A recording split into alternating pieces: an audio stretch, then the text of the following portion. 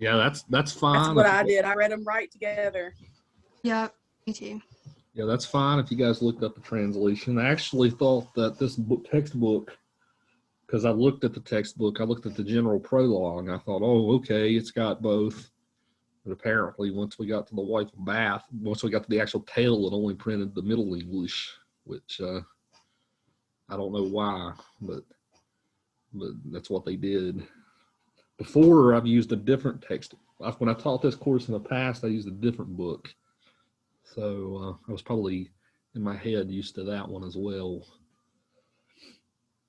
So the key to sort of unlocking Middle English in your head, there's a few things, right? I told you guys before that in Middle English, the spelling rules hadn't yet been standardized, right? So oftentimes words were spelled like they sounded, right? So just like how today people will spell words like they sound sometimes, right? That's what they did then, because they hadn't yet standardized certain rules about spelling.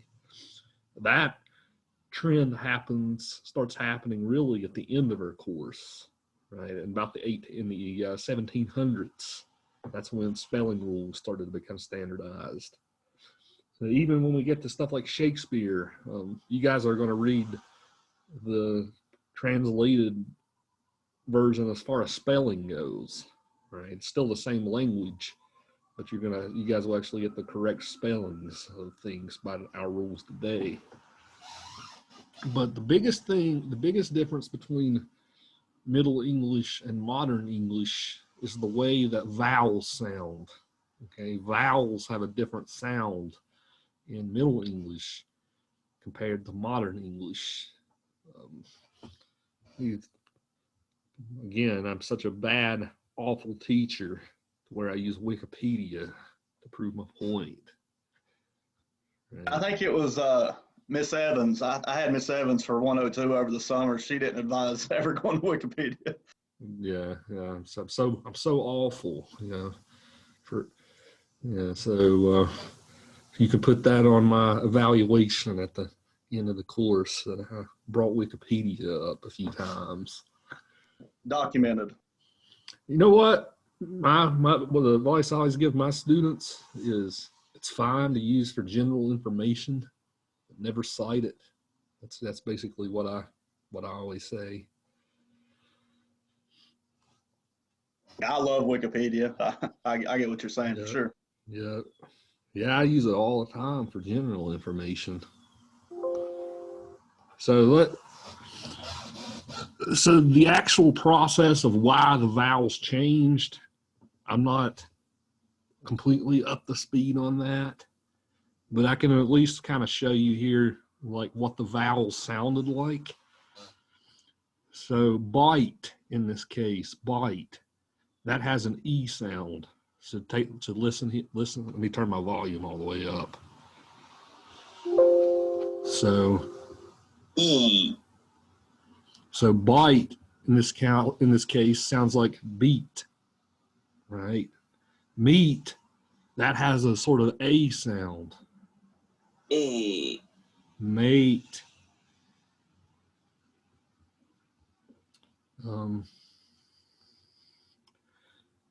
Meat, like you're eating meat. That has an ah sound, right? So mat.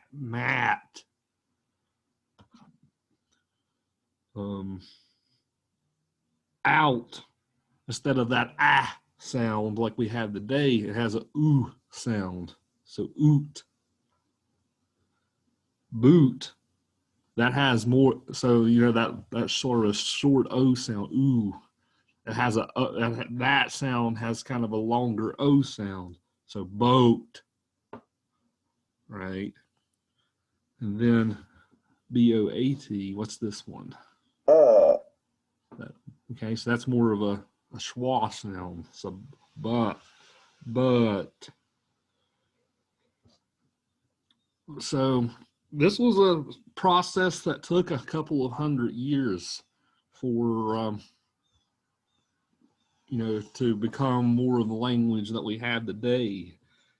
This wiki page goes into pretty strong detail about it. It was a long, drawn-out process called the Great Vowel Shift. Okay, the Great Vowel Shift. People just basically started enunciating these vowel sounds in a different way. Linguistics is almost a science course. It's very complicated as far as like how we make certain sounds. Right, so certain sounds we make with our lips. Right, certain sounds we make with the roof of our mouth. Right, so why people started making those differences and changes, that's not my expertise. I couldn't tell you, but in my head, I know how to pronounce the vowels in Middle English. So let's go to the very first page of the Canterbury Tales, and I will read the first 20 lines for you in the original, so you can kind of hear how it sounds.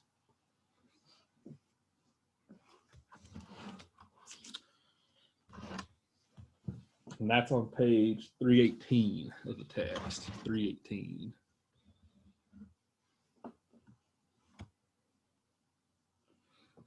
So a few things to pay attention to.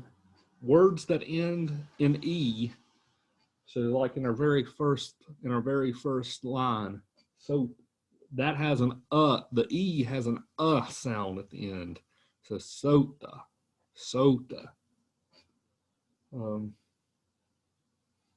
Then rota is in the final word in the second line.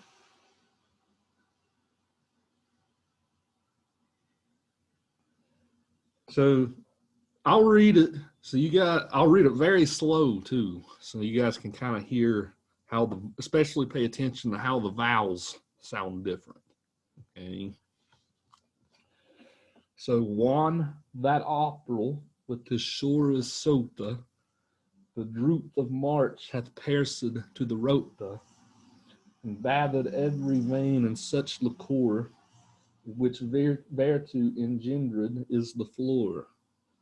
When Zephyrus ake with his sweet breath, inspired half in every holt and haith, the tender croppus and the younger sunna, half in the ram his half course erona, and small fowlers making melodia, that slept in all the neat with open ear, so pricketh him nature in her courages, then longing folk to go on pilgrimages.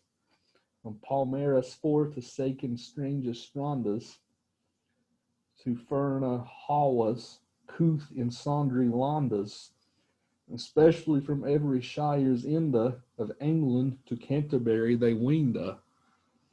The holy blissful martyr for to sake, then him hath holpen one that they were sake.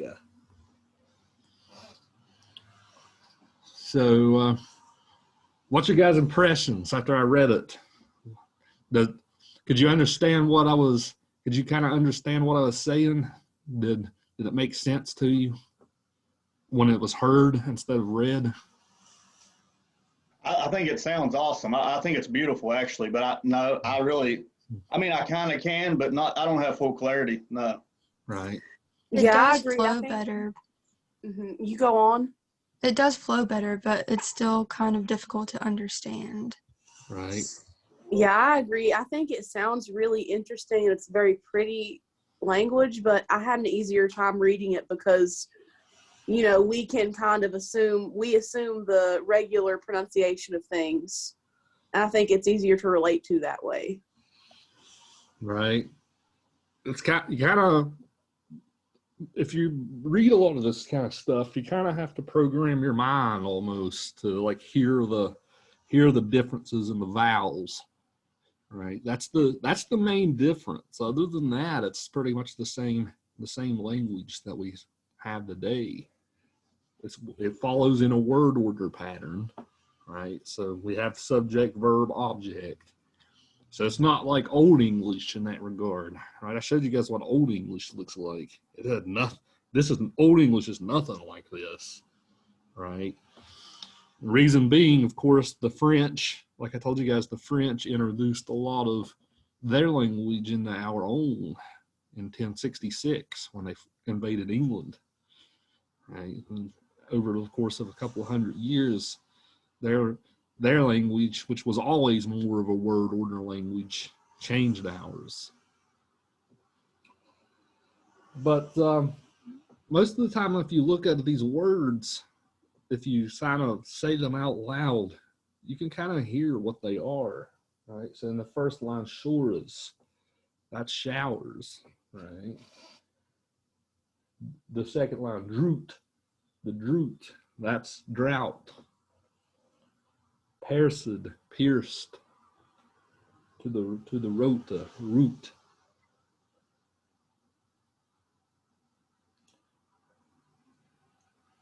That in line 5, when Zephyrus E-E-K, right? That word probably threw you guys off. It looks like eek, right? But it's really ache, because the E sounds have A sounds in Middle English, right? So ache with this weight, braith. That whenever in the next line that we have, it looks like heath at the end, that double E, but that's haith, right?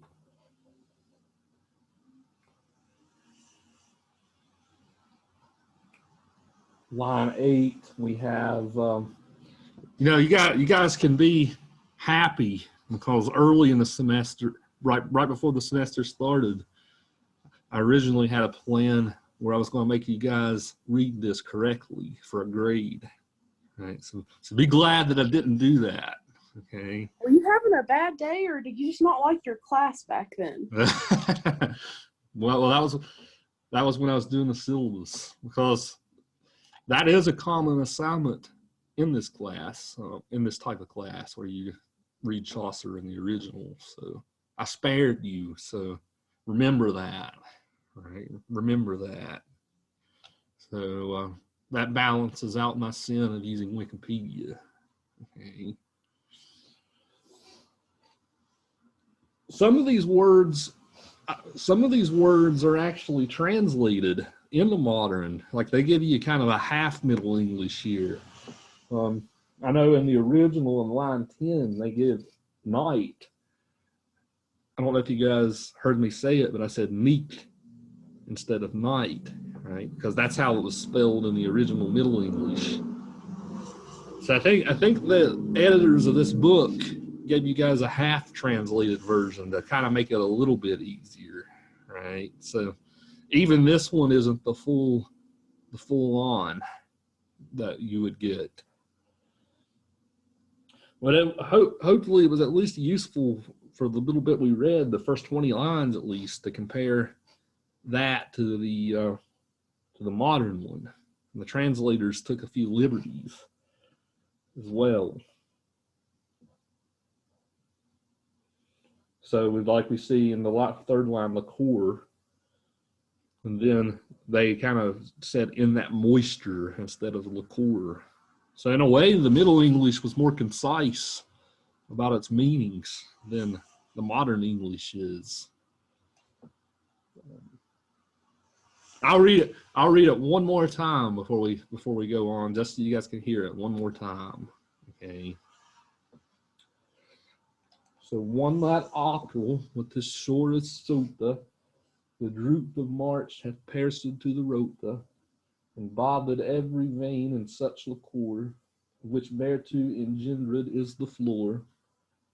When Zephyrus ache with the swait the braith, inspired hath in every holt and haith, the tender croppers and the young asana, hath in the ram his half-course irana, and small fallas making melodia, that slipping all the neat with open ear, so pricketh him notcher in her courages, than longing folk to go on pilgrimages.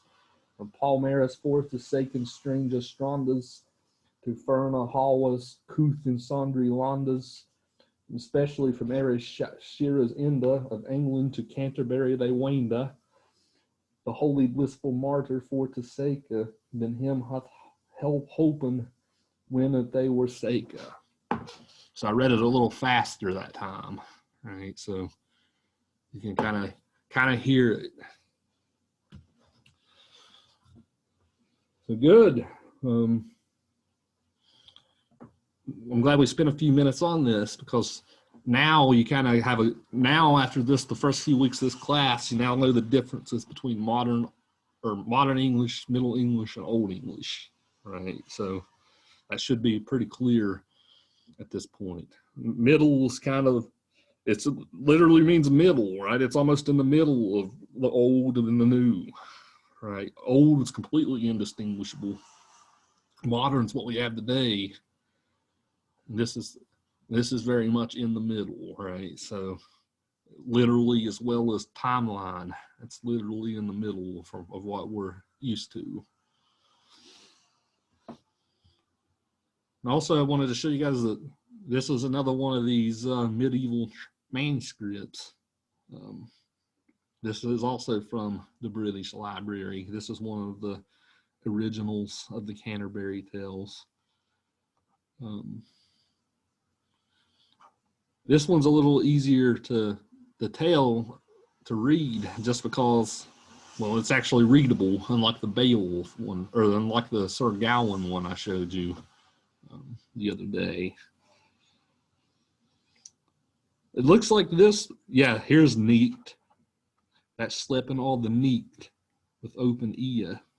Notice how it's spelled N-Y-G-H-T in this one, right? So the editors of our book did take liberties in changing it to night. I wish they wouldn't have done that, actually. They should have given you we should have given you that one, the original. If they're going to give you the original, don't half-ass it, right? Give the real thing.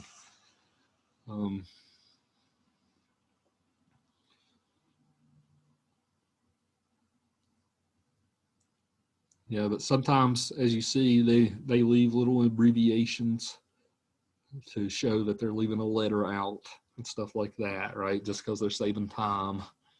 So again, just a little introduction to calligraphy. Again, though, these manuscripts are super beautiful, right? They always have these, like they have these fancy letters to start every stanza.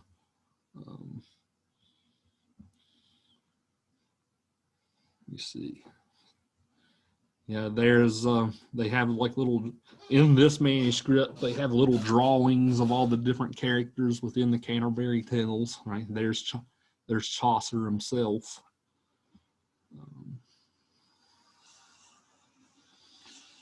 Yeah, really, really neat stuff. So this tale of the Canterbury Tales, it was written around the end of the 14th century, right? So this is the late 1300s going into the 1400s.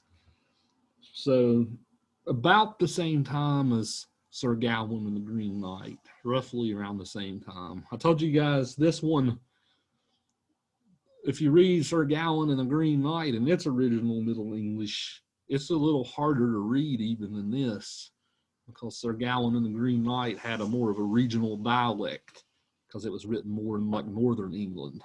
That's where that came from. The Canterbury Tales was written in London, around London. So even today, when we talk about standard English, even today it's the English that's mostly spoken in London, right? So that's the standard that we still have today.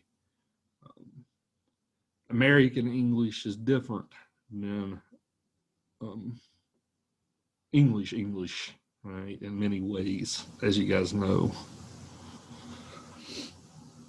So a little bit about the Canterbury Tales then.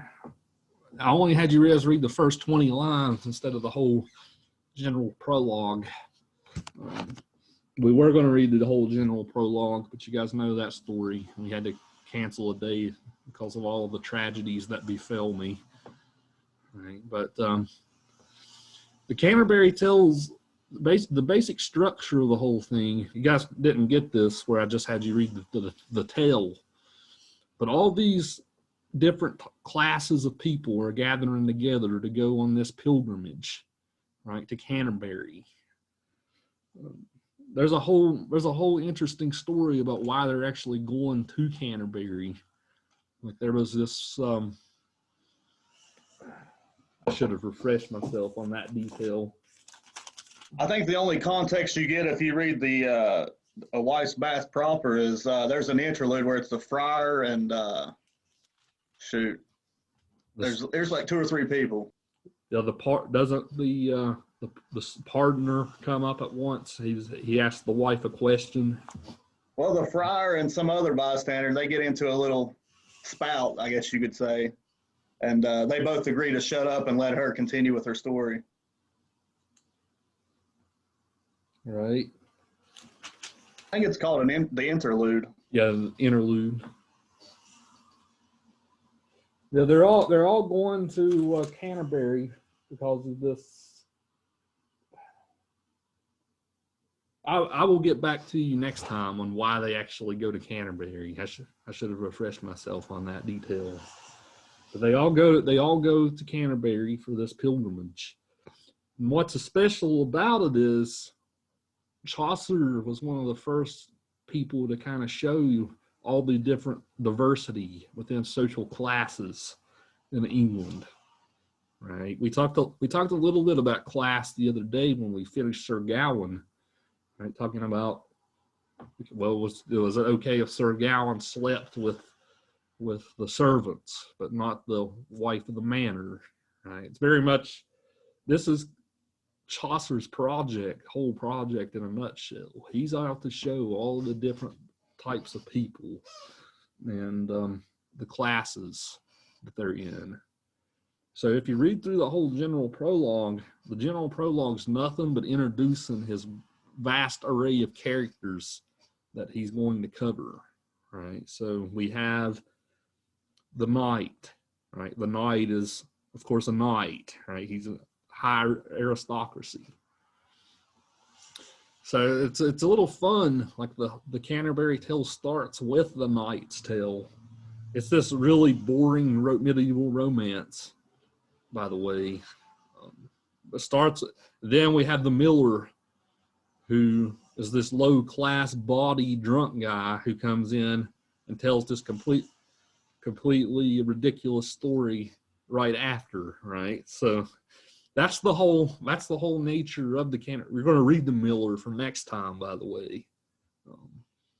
But that's the whole nature of the Canterbury Tales. All these characters bounce back and forth off each other, and he does a great job representing just almost, if you guys are like into history, right? It gives a nice glimpse into that time period and all the different people that were there.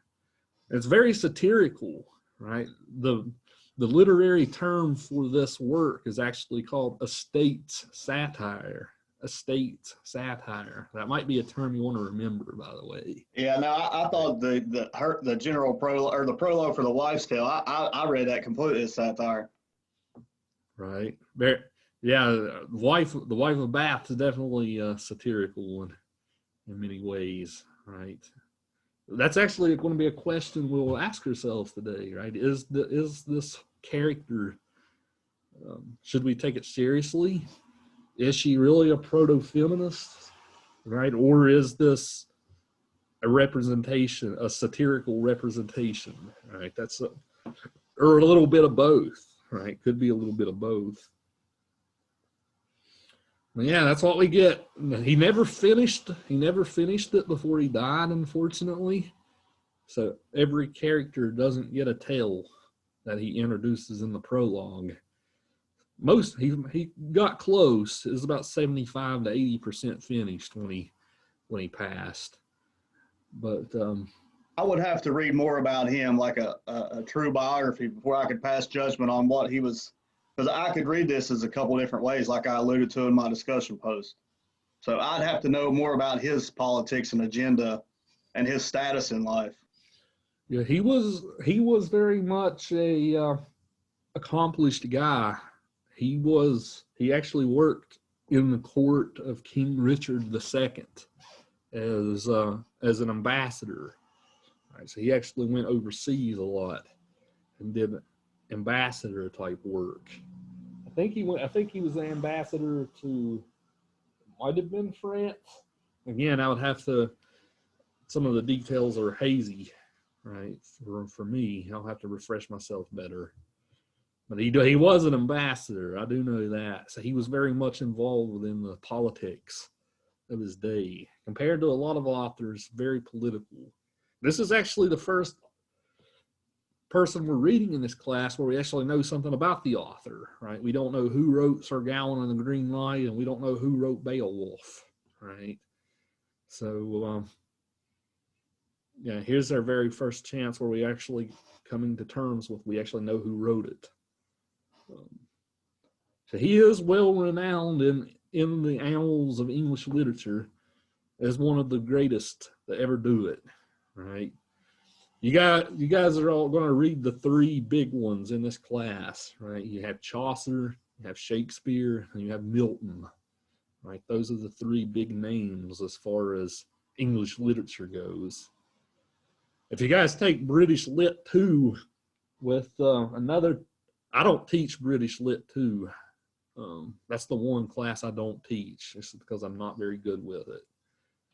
But if you take British Lit 2, you'll read people like Dickens and the Romantics, Byron and Shelley and Coleridge and all on up. But I don't think any of those guys or gals really hold a candle to Chaucer, Shakespeare, or Milton as far as good works go. That's just my opinion, though. So I cannot wait for Paradise Lost. Right. Yeah, you know that one from, well, you know of that one from Frankenstein, right? Because in Frankenstein the creature reads Paradise Lost, as we will talk about in a few weeks. Oh, and over the summer I picked it up and read it, and I was just absolutely in love with it. Right. Would you say Milton's an easier read than Chaucer?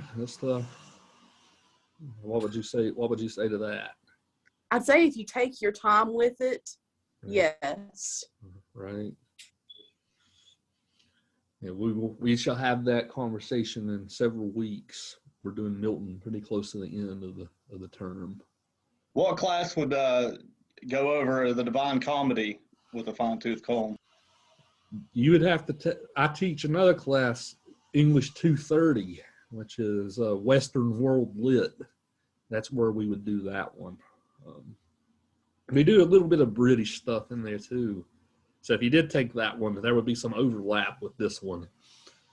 But mostly that one's all other cultures that aren't English or American. So we do a lot of Spanish, Italian, French. We do a little bit of Greek, Roman. We do a little bit of everything in that class. Dante was French, wasn't he?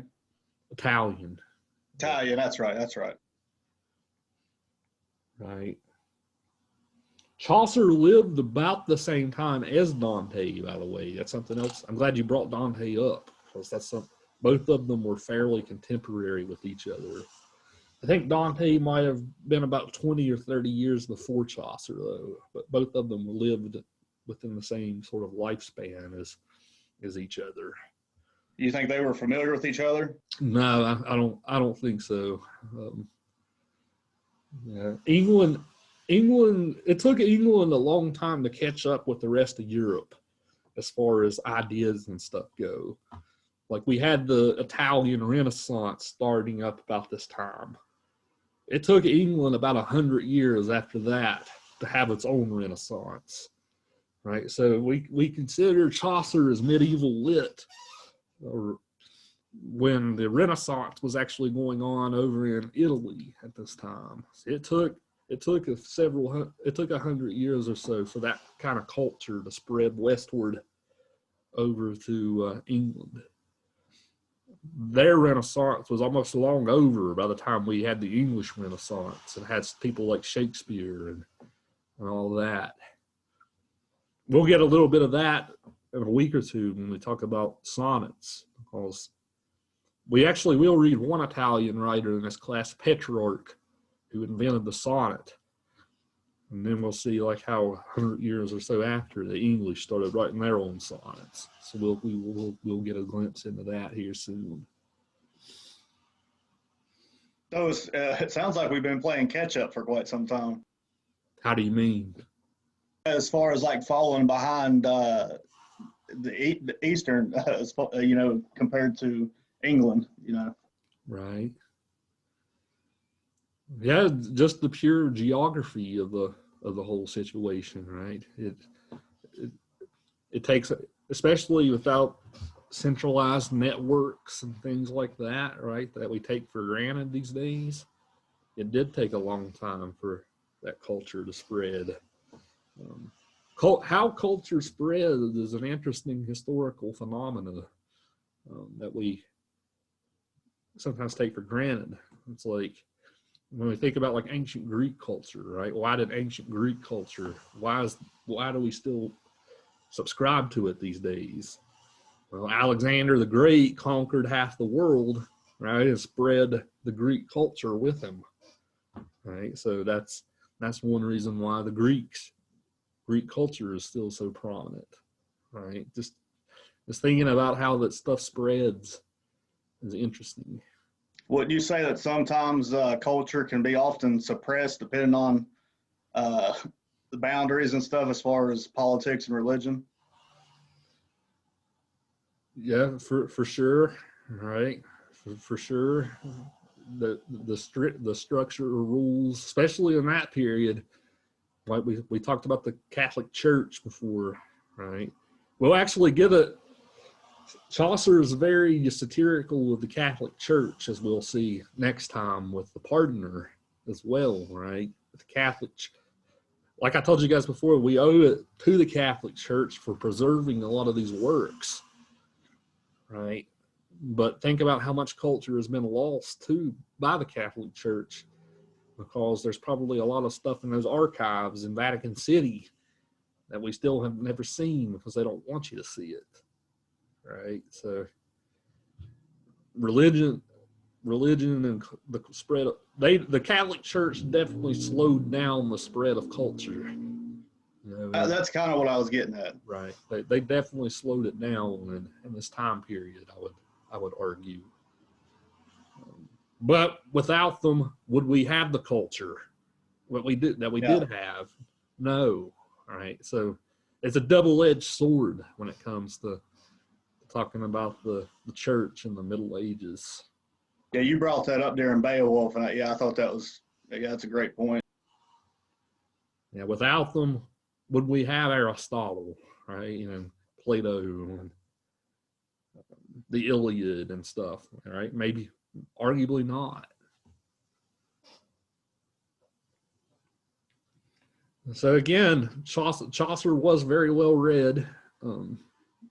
As you guys know from your discussion posts, right, he was very well read in the Bible, but he was also very well read in the Greeks and the Romans and stuff like that. So here's a guy, again, you can't make the case that the Dark Ages, nobody read anything, right? This guy was very well read. That's partly because of his class, though. He was very upper class, so that's why he did have this education that he had. So that's 40. Geez, we spent 40 minutes just talking about Chaucer and the language and stuff. Let's now dive into the wife of Bath as a character. All right, so I'm going to turn the floor over to you guys now. What did you make of this character, the wife of Bath? Her prologue's actually longer than her tale, right? So that she's the only character in the whole thing that's true of. All right. So what did you make of this character, the wife of Bath? I absolutely love this character. I really do. Explain yourself. Why so? Well, I think it stands still today too because of the societal turbulence, if you will, that we are in today. But no, for that to be in the 14th century, I feel like it's very refreshing that. And the irony of him being a man writing that character too, I think something interesting. But like I said, I was riveted. I couldn't quit. I had a smile on my face the entire time. I thought it was just well-written satire that I could truly appreciate. And yeah, I just really liked it. I agree. I think this character was very before her time. And something that I thought was really interesting was, especially in the beginning of the story, kind of the call to attention of free will and of having the ability to do whatever you want, even if it's not what the church wants, and even if it's suggested that you don't. And I thought that was very, very interesting, seeing as how most of our stories have gone, you know, being in agreement with church ideals and things like that. To add to that note, her bringing up constantly scripture to defend her case is awesome. I don't know how best to describe it. I think it's so great. It's really cool. Another thing too, speaking of the Bible, there was, if y'all didn't notice, there's like non-canonical text in this from the Apocrypha that I think from Ben Circa wrote. I can't pronounce that. It's ECC something.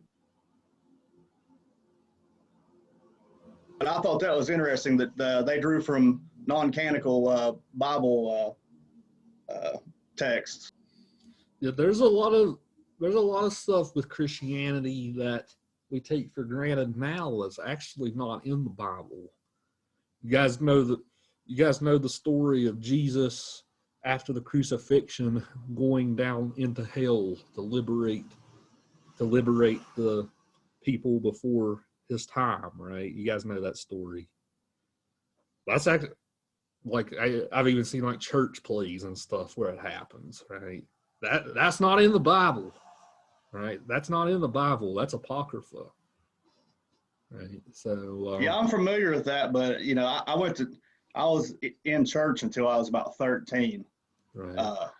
You know, I'll just leave it at that as far as that, because you know, I have completely different views now. Right. But I don't remember ever hearing that in church per se, but I'm familiar with it. Yes. Now you guys all know that. Most of you guys probably know that story where he goes it's called the Harrowing of Hell, right? He goes and liberates the righteous who were stuck there until he could liberate them.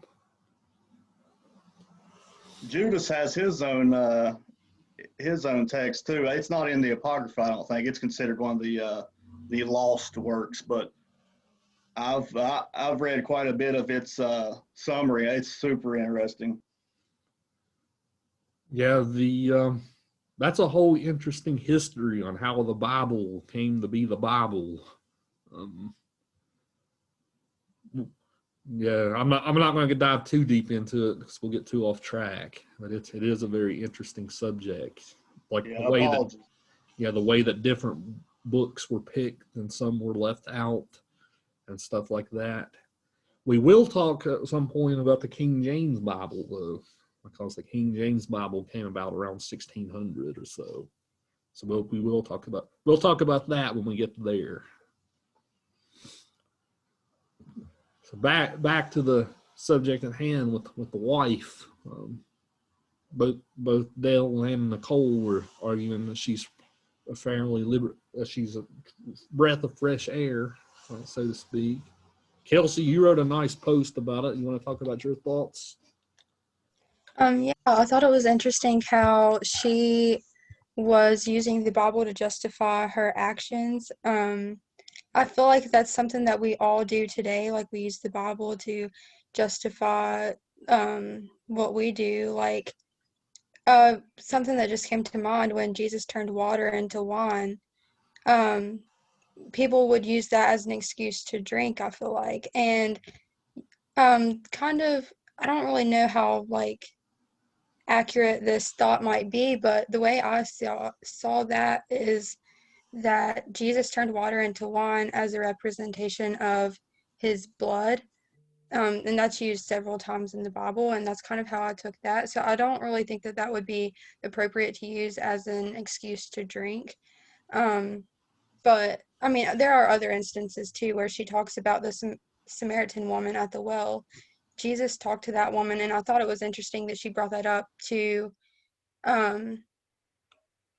talk about the 5 husbands. Like, that lady had 5 husbands, and so did she.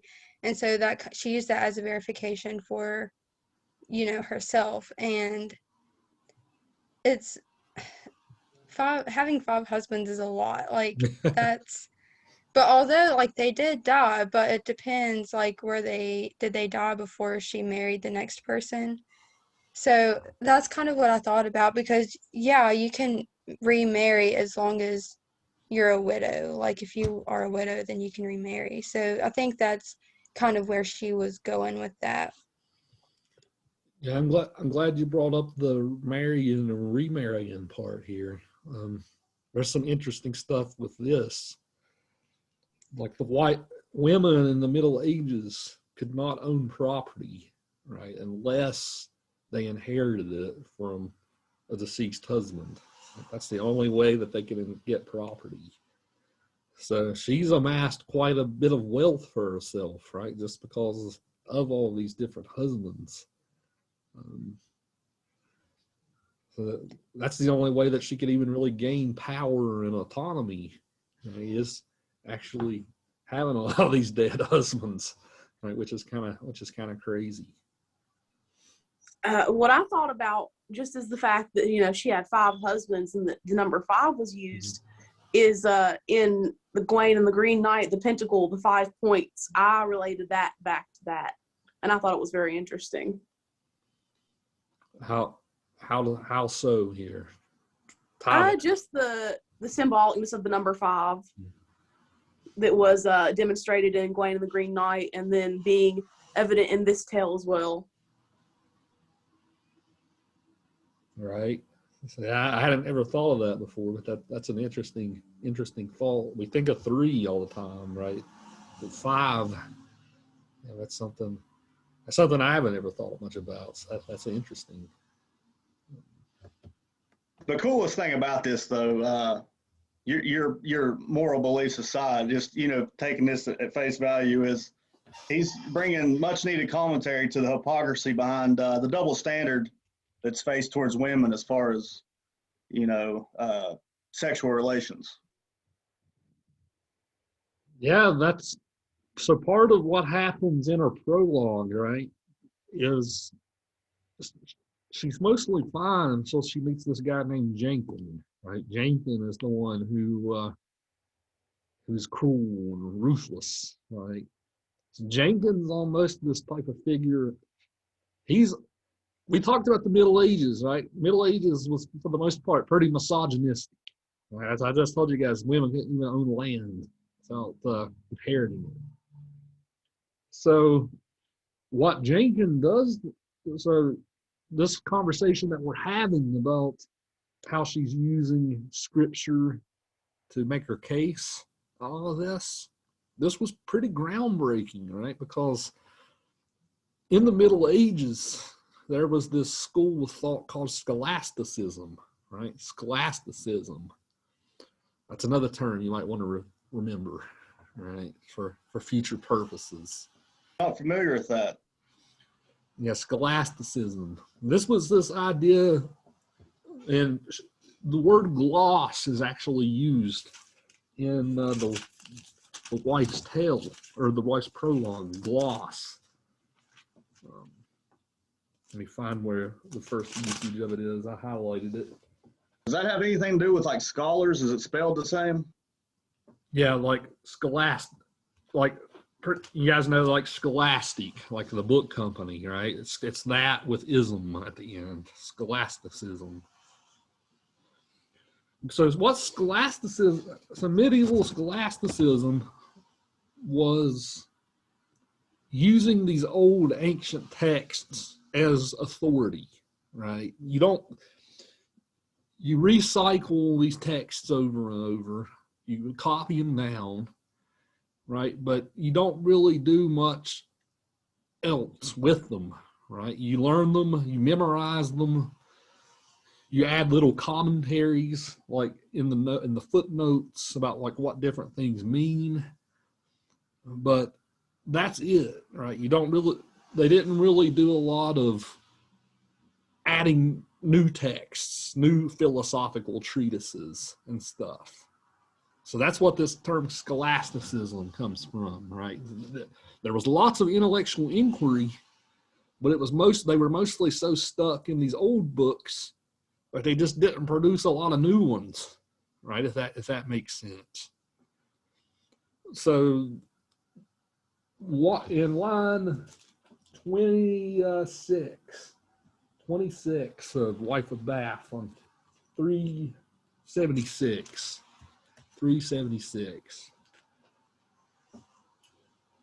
This is something that the book doesn't cover much, but this word glossin has a meaning here, right? Because that's what these medieval scholars would do. They would go and read these old texts, and they would add their own glosses, right? That's their own little commentaries on like what they think a word meant, or what, especially in the Bible, right? They would gloss the Bible and like talk about like what's the significance of this word and all this stuff. But she says, men may divine and glossin up and down, but well I won't express without lie.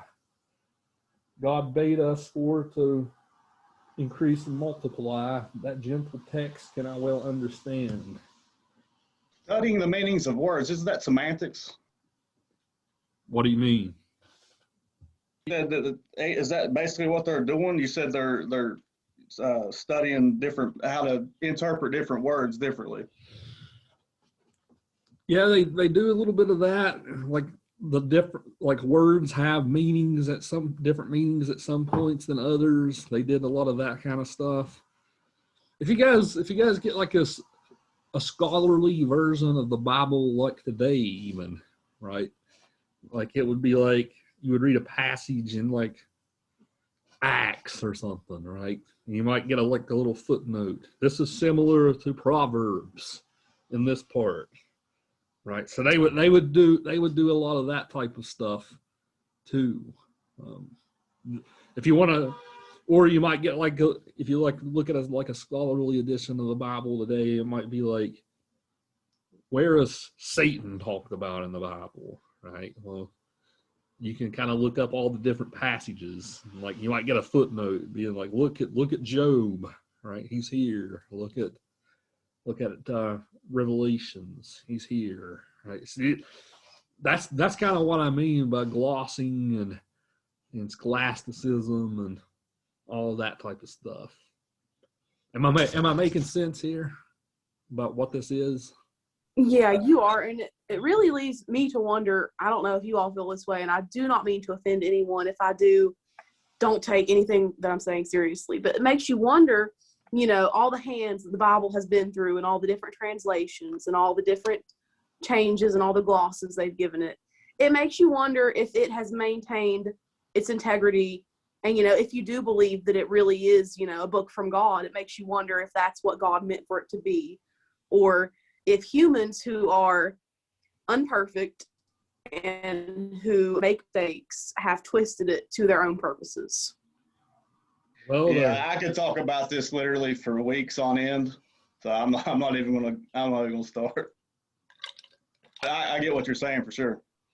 Well, like the Old Testament was mostly written in Hebrew, right? The New Testament was mostly written in Greek. And it's went through a bunch of translations since, right? So we went from Greek to Latin to French and Spanish and Italian. The translation from the French over into the English, right? So think the about King James version's been translated some 26 times before it gets to you. Yeah, once we get to that time period, we'll talk more about the creation of the King James. Right, but the Catholic Bible is even different than the Protestant Bible. There's several other books in that one that isn't in the Old Testament, that's not in the Protestant one that they cut. So yeah, that's the art. So, and I can speak with some authority on this and say, because I can read Latin pretty well. But I can speak with some authority in this and say, yes, some of these passages are radically different. Like if you read the Latin's not even the original Right? Latin's the first sort of translation from the Greek. But that's this kind of skeptical argument you might have. The Christian, the Bible is a holy text argument is, well, whatever meaning it has, that's the meaning that God has given to it, right? So maybe now we have a better understanding of it then than they did then, right? So you can kind of see the point there too, right? Both sides have a valid point when it comes to that. I think when it comes to spirituality, it's on that person to interpret what they choose to themselves. And another interesting thing about what you said, Kelsey, about how people use the story of Jesus turning water to wine as a justification for drinking, they also have to think for the historical context of that time. People's, especially in Israel and places like that, water wasn't a very big commodity. People would drink beer and wine and things like that just for the water, and it didn't have a very high alcohol percentage. So them using that as a justification makes it moot if they would look at the historical context. I'm sure y'all's well familiar though with the term beer bottle Baptists, and if any of y'all, it's just a joke. But yeah, a lot of Baptists they like to bring up that passage as well. Well, and Catholics. Well, even in the Middle Ages, we're talking about the Middle Ages right now, but even in the Middle Ages, people mostly walked around drunk all the time, right? Because the water was so dirty and unsanitary that you just couldn't go to the water to drink from it, right? They had to, about the only way you could get a clean liquid in your body is actually distilling it and brewing it, right? That's why mead was such a popular drink at this time. Yeah, isn't that another reason for the wine is because it was actually more sterile due to the alcohol properties? Yep. Yeah, the alcohol helped clean it up where you could actually digest it, where it wouldn't make you sick. Life expectancy at this time was very low. Like, I'm 33 years old, and I would be close to the end of my life during this time period. Like, people work the peasants at least. The peasants worked so hard. They ate crappy food, and they drank nasty water, right? It took a toll. People there was a much lower life expectancy at this time. But beer and mead and stuff like that, that's the only clean thing you could drink, right? So just to add to the conversation about turning water into wine and drinking and all this, they had to then. Hey, but before we run out of time, I would like to talk about how this ends too, right? If that's fine with y'all. Yeah. Of course.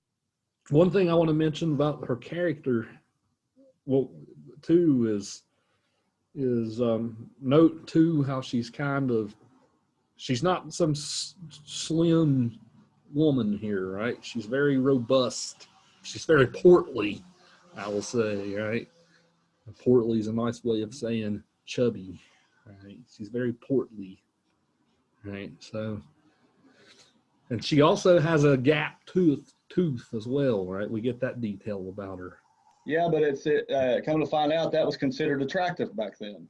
It was, right? Can you guys guess why being chubby would have been attractive then compared? Yeah, it was a sign of wealth. Right? Yeah. The sign of wealth, right? People, you couldn't really get fat then, right? Because you didn't have that much food to eat, right? So it's a pretty simple explanation. The gap tooth signifies promiscuity too, right? That's what that means. It was a traditional symbol of she gets around, right? I just wanted to throw that in there too. So ending how the prologue ends, or the actual story she tells? What do you want? The actual story she tells. Okay. Yeah, what I think is really cool is obviously there's no excuse for rape. I mean, you should be put to death. I have no pity or excuses for that whatsoever. But it does end a little hopeful and optimistic because she wins in the end, kind of. I read it that way, anyways. So let's break it down according to the structure of the romance that we talked about the other day. So we have integration, right? What's the integration in The Wife of Bath's Tale? Remember, the integration is the kingdom. We start out the kingdom's whole, right? So how does this tale start out? It's again an Arthur tale, right? It's very much again an Arthur sort of tale. What's the kingdom like when this tale starts? I'm honestly drawing a blank because it's so overshadowed by her character. Right. Well, it seems like it's mostly chill, right? Kind of like how it was in Sir Gawain, right? Everybody's, but the disintegration comes with the rape, right? This knight rapes this young maiden. He just throws the whole kingdom into chaos, right? The whole kingdom is now thrown into chaos. Something has to happen. We have to work out this problem of rape that this knight has done, right? I thought it was interesting how they go about trying to do that too, with the queen giving him the year and a day to find out what women really want. Right. And that's how she does it, right? What do women really want? Right. Then, of course, the tale goes on, right? We've learned that he meets this old hag on the way, right? She has magical powers, right? Doesn't really explain that, but yes. Right. She has magical powers. And basically, just to sum up the plot, she gives him a choice at the end. She says, okay, you have a choice with me. You can either marry me as I am, as an old hag, and I will be true to you. I will never cheat on you, right? Or I can turn into this like sexy young dame, right? Who will, but you won't have the assurance that I won't run around on you, right? So I'm giving you the choice. The genius of the tale then comes from, he says, you choose. What do you want to do? Right? She says, aha, exactly. Right? You now have figured out what women want. We want to have the word's mastery, right? We want to have mastery over the man, right? So it's this kind of like suggestion that it's like like if guys are sitting around talking today, right? We'll be like, yeah, she has him by the balls, right? That's kind of like what they're doing here, right? Men claim they have the power in relationships, right? But it's really the woman that has the power, right? So his acknowledging that makes her turn into a young, sexy girl, right? And then they live happily ever after. So, again, the reintegration. We talked about Gawain the other day. Is this really a happy ending in Gawain? It's the same thing here, right? Was this crime of rape actually absolved with this ending? Well, like I was saying, you can't be absolved of rape. There's no way around it. But having said that, I still think it has quite a hopeful and poetic end. The author really has something to say here, and some of the best stories is when the author actually has something to say, and I think it's brilliant. Unless I'm reading him completely wrong, and he's actually a piece of trash and a misogynist. Well, that's the debate, right?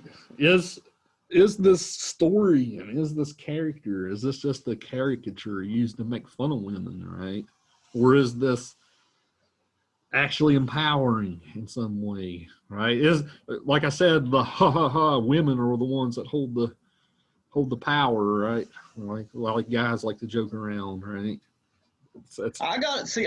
What I got from it, not to cut you off there, is not so much of the woman but it sounded like he was just calling to attention the hypocrisy of it all, and that at the end of the day, women just want to be treated equal. Now that's how I read it, and I think that's a lot more hopeful and optimistic, and not so down and cynical. right. I'm kind of giving you the down and cynical version, right? Yeah, you was. Right. Right. You're giving. That's how I read it. I got the same impression, Bill. That's what I got from it completely. Cool. You want to explain why so, Nicole? I guess you could, if you choose to look at it cynically, you can. But just giving the woman that choice and him not objecting to it and not, being, oh, this sucks, or oh, so and so. I think that in and of itself was a good point to show that it wasn't, that I didn't take it as satire. I feel like if it was intended to be satire, he would have said, oh no, I changed my mind, or something like that. I feel like that's how it would have went down. But can something be satirical, but also at the same time really trying to say something? I think so, because the prologue absolutely is a piece of satire. Mm-hmm. Kelsey, what's your thoughts on all this? Well, I think that it would have been interesting if he wouldn't have given her her own way of thinking, because if he would have chose for her to stay a hag, then obviously nobody else wants a hag. And if she would have, or if he would have chose for her to be beautiful, like he probably would have wanted, then she would have ran off and he would have been alone anyways, which I think for a rapist probably would have been the better option, because, you want him to suffer a little bit. That's just what I kind of wish would have happened, but at the end of the day, like, there was kind of a happy ending, so. Yeah, as you so astutely pointed out, that's exactly, I agree with you completely. That's the only downside, is that she turned beautiful, and that is just a little too good for him.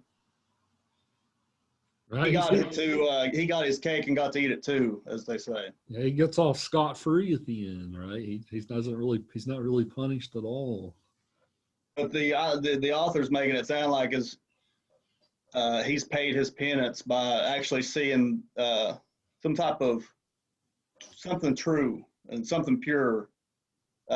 He's atoned in the author's eyes. Right. But you also have to think, just knowing the truth doesn't mean you're going to choose to do the right thing, or just knowing the right thing doesn't mean you will choose to do that in the future. No, that's absolutely correct. But he goes on to say they lived happily ever after, which, implies he got off scot-free with a good deal. Right. The tale was related to the character of the wife too, right? Because she forces Jenkin at the end of her prologue to succumb to her will, right? Right. After he like punches her in the face, and then like she knocks him out, right? And then after that, he never crosses her again. That whole exchange is so hilarious. Right. Like, not him hitting her. No, domestic violence isn't funny at all. But the way she handles it, he hits her so hard, she says she goes deaf. But then she acts like she's making up with him just to draw him in a little bit, and then she knocks the shit out of him. But yeah, then she makes him.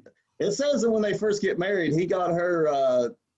Because I think she was 40 and he was 20. She gave him all that land and wealth that she had acquired over her previous marriages. But in the end, he ended up. Well, I swear, I think the character is literally described. I think they're one and the same almost. Between the narrator and the actual lady in the story. But she ends up getting it all back. Yep. And then moves on to her next one after him, right? So I think it's easy to see how she would almost be viewed, if you wanted to read this cynically, how she would be viewed as this like monster almost, right? Like this is the type of figure that men would fear this chick, right? You don't go near her, right? But it's not like she chews through men, right? They just happen to die, right, when they're with her. So I mean, it's not her fault that they die when they're with her, right? She says, she treats her husbands well, right? It's not like she's, it's not like she's a gold digger or anything, right? She treats her husbands well, right? She puts out for them. She says that, right? So they just happen to die. She happens to be on her fifth one, right?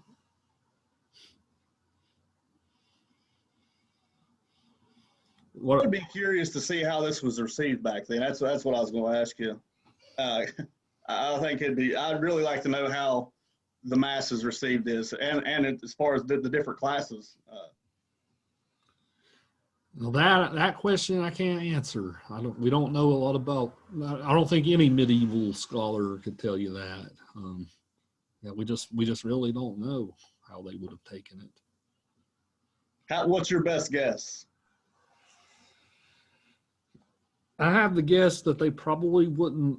I have the guess that they probably would read it more cynically. I don't think that they would read. I think we're reading her through the lens of modern feminism a lot, right? I think back then they wouldn't have had any conception of that, so they would have probably viewed her as this monster type of figure. That's my hunch. I might be wrong, but that's my hunch. No, I think you're spot on. That's why I'm curious if any ramification, or like if he had to suffer any for this, as far as maybe his positions, or if he was let off, or you know what I mean, if he faced anything for putting this out there. Well, let me see if I can find it here.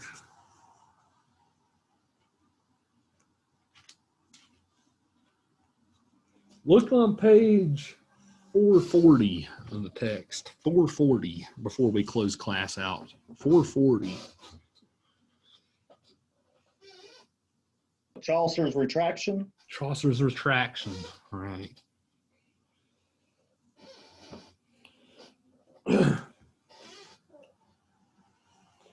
He says, so I'm going to try, instead of reading it in the it's Middle English, but I'll try to translate it as I go. He says, now pray I to them all that hearken this little treatise or advice, that if there be anything in it that pleases him, that thereof they thank our Lord Jesus Christ, of whom proceedeth all wit and all goodness. If there be anything that displease them, I pray then also that they attribute it to the deficit of my inability, and not to my will, that would full gladly have said better if I had had cunning. For our book saith, all that is written for our doctrine, and that is mine intent. Wherefore I beseech you meekly, for the mercy of God, that you pray for me, that Christ have mercy on me and forgive me my sins, namely of my translations and writings of worldly vanities, the which I revoke in my retraction, as is the book of Troilus, the book also of Fame, the book of the 25 Ladies, the book of the Duchess. He's talking about his other works besides Canterbury Tales. The book of St. Valentine's Day, or the Parliament of Fowls, the Tales of Canterbury, Vilk, that they were led into sin, the book of the Leon, and many other books, if they were in my remembrance, and many a song and many a lecherous lay, the sounds of Beckley. That Christ for his great mercy forgive me the sin, but of the translation of the consolation, he means a book called The Consolation of Philosophy, and other books of legends of saints and homilies and morality and devotion, that thank I our Lord Jesus Christ and his blissful mother and all the saints of heaven, beseeching him that they were from henceforth unto my life's end, send me good grace to repent my guilt and to study to the salvation of my soul, and grant me grace of very penance, confession, and satisfaction to dawn in this present life, through the benign grace of him that is King of kings and present over all priests, that redeemed us with the precious blood of his heart, so that I may have been one of them as at the day of doom that should be saved. And then he gives a little Latin. He says, you who live with the Father and the Holy Spirit and reign as God through all the centuries. Amen. So that's often read as like this is Chaucer apologizing, right, for his very satirical, sharp portraits, right, of these characters, right? He said he kind of like puts himself. This almost seems satirical too, right? He's like almost like putting himself down, right? Oh, if there's any fault in how you read my book, it's a fault of mine, right? That I didn't tell it well enough, and stuff like that, right? So this retraction is almost him saying that this is the only piece of evidence we have to answer your question, Dale, about how it might have been understood. Hey, real quick, it says he wittily bemoans the conditions of authorship under which he was forced to work.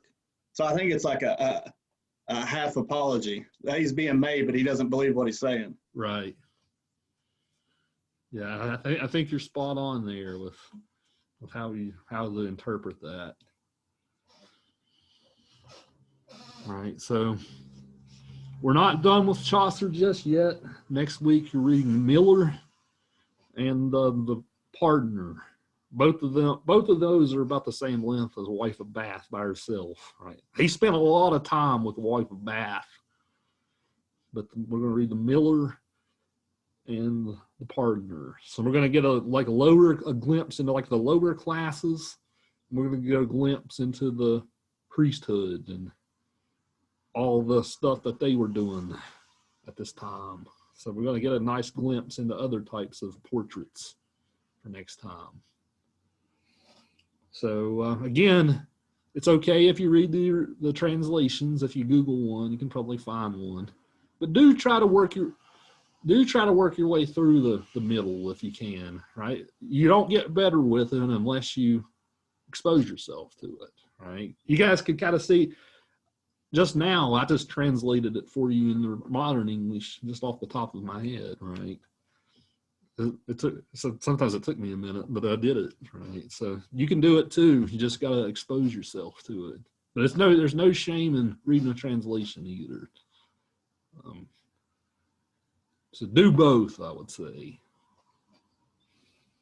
So we'll see you guys next time then. Have a good weekend. Take care. All right, you too.